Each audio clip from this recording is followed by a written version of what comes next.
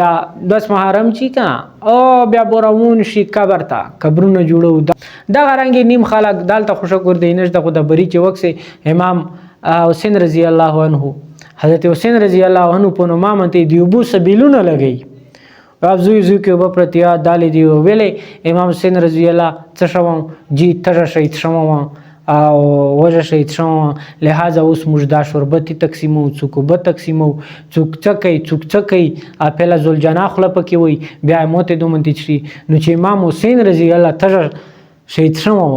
خو به تر رجامون څنګه د خدای بنده به ته داسې بیچارو چې ته رجامون څنګه ته متلګیا ال توبه تقسیمه سټپونو کې لګیا په کوم ځکه نو لہذا د امام حسین یا حضرت حسین رضی الله عنه د دې په نوم منته د سبیل لګون چې دی دا ټیک نه دی لہذا دینه بچره دا شاید دالته هټا د موږ ولا چې هغه د محرم غلاس ریزي پاتشتانه به چې جنډې ورځدل خرسار ورځدل مش په پوی نشو چې څه شي جنډه دو بیا شربت تر خوستي الله لوی ډرمي جوړی کړي حالانکه بچاره چې سړی رجاون سي د شربت مربت داسې فزول خبرې دي دا غرانګي نیمو خلکو نظریات داسې دي چې د 10 محرم منتی چې کوم خلک کاروبار کوي یا د قانون بزورونه کولوي اده پرېزه کې به تنګیر سي نو دا اسی فزول خبره دو کاروبار پکې کیږي ش ټیک ټاک پکې کیږي او پیچار دا چې د کون کولاوي هر سړي خپل کاروبار دا هغه په هغه کې خپل کاروبار کوي نو دا غرانګي نوه کول دا نوه چې کول نو مار پیټ دا خو حدیث کې نبی علیہ الصلوۃ والسلام فرمایي یو غام دا کنه غام دې منته ک سړی وښ کو نه د سترګو وښ کې غام دی واجب به ټیک شو خدا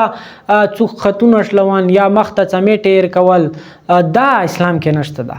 نو دا ټیک نه ده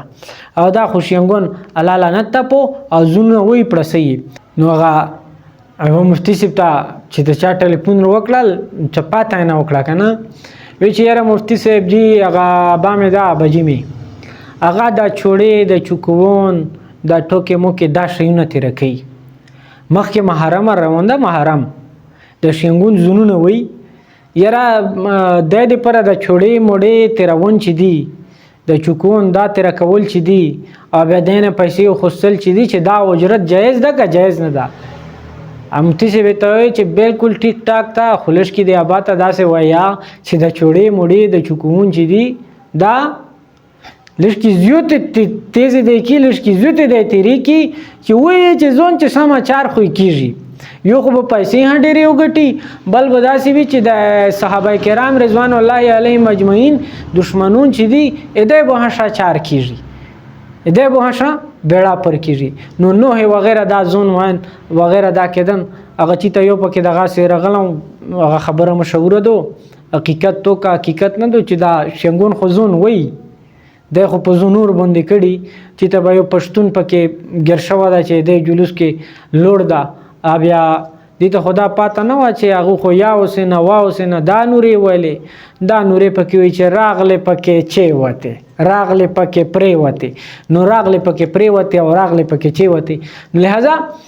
د نوح کې ارچا کوي نو دا چې اسلام کې خو صبر ده واستعینوا بالصبر والصلاه چې غم لته ورسي صبر وکاله په قران مجید کې فرمایي چې تاسو مدد وخلئ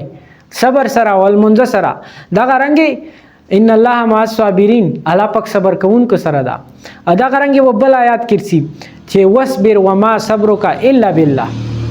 واصبر وما صبرك الا بالله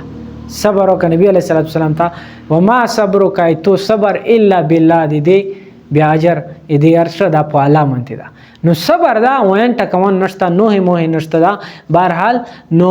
دا شینونه دا داسې شینونه دي چې دینه سړا زون باج کی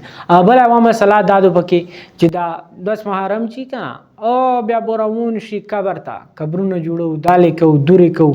او پابندۍ سره بدرومي